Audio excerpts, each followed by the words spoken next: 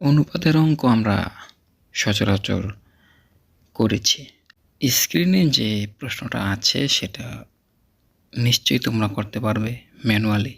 তো আজকের এই ভিডিওটি এই অনুপাতের অঙ্ক ম্যানুয়ালি না করে কিভাবে শর্টকাট পদ্ধতিতে করা যায়। তো চলো শুরু করি। তো এখানে কি বলছে, ক অনুপাত খ এবং খ অনুপাত গ এর মান দেওয়া আছে যথাক্রমে, আর ক অনুপাত গ এর মান বের করতে বলছে। প্রথমে আমি একটা কথা বলে নিই, ক অনুপাত খ বা 3:5 বলতে আমরা কি বুঝি।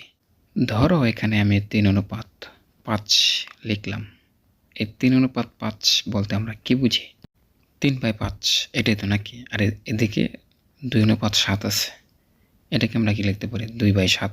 মানে অনুপাত বলতে আমরা সচরাচর ডিভিশন বলতে বুঝাই, ঠিক আছে? এখন ক অনুপাত গ সমান কত সেটা বের করতে হলে তোমাকে এইটা মানে প্রথম রাশি আর এইটা দ্বিতীয় রাশি গুণ করে দিতে হবে। তাহলে গুণ করে দেখি কত হয়। 3/5 গুণ 2/7। তো কত হলো? 3 দুগুণে 6 আর নিচে 5 35।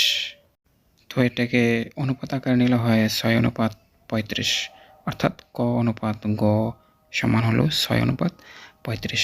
তো কি সহজে আমরা বের করে ফেললাম না? এখন যদি বলা হয় গ অনুপাত ক কত, তাহলে ঠিক এটাকে উল্টে দিলেই হয়, মানে 35:6 উত্তর হয়ে যাবে, ঠিক আছে? তো এটা একটা শর্টকাট এই জাতীয় অঙ্কের জন্য। তো আরও একটা শর্টকাট দেখব, যেটা ভিন্নধর্মীয় একটা প্রশ্ন। প্রশ্নটি হলো এরকম, দেওয়া আছে ক অনুপাত খ সমান 6:11, খ অনুপাত গ সমান 11:13, গ অনুপাত ঘ সমান 13:10 হলে ক অনুপাত ঘ সমান কত? এখন এই প্রশ্নের উত্তর কিন্তু খুব সহজে বের করে ফেলা যায়। কিভাবে? যেখানে 6:11 আছে, এটাকে আমরা লিখি 6/11, তারপরে গুণ করব কত?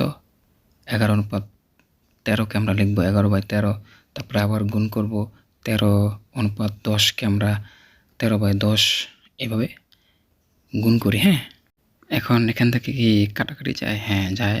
এই 11 আর 11 কাটাকাটি যায়, আর এই 13 আর এই 13 কাটা যায়। থাকলো কি?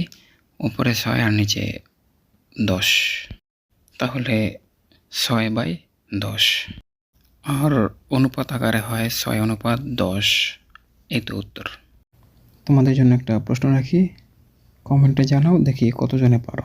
বন্ধুরা, তোমাদের জন্য একটি ধাঁধা রেখে যাই, আর সেটি হলো, মুখ নেই, চোখ নেই, কথা নেই বিন্দু, তবুও তোমার গোপন হাসি করে দেখ প্রকাশ। বলো আমি কে বন্ধু?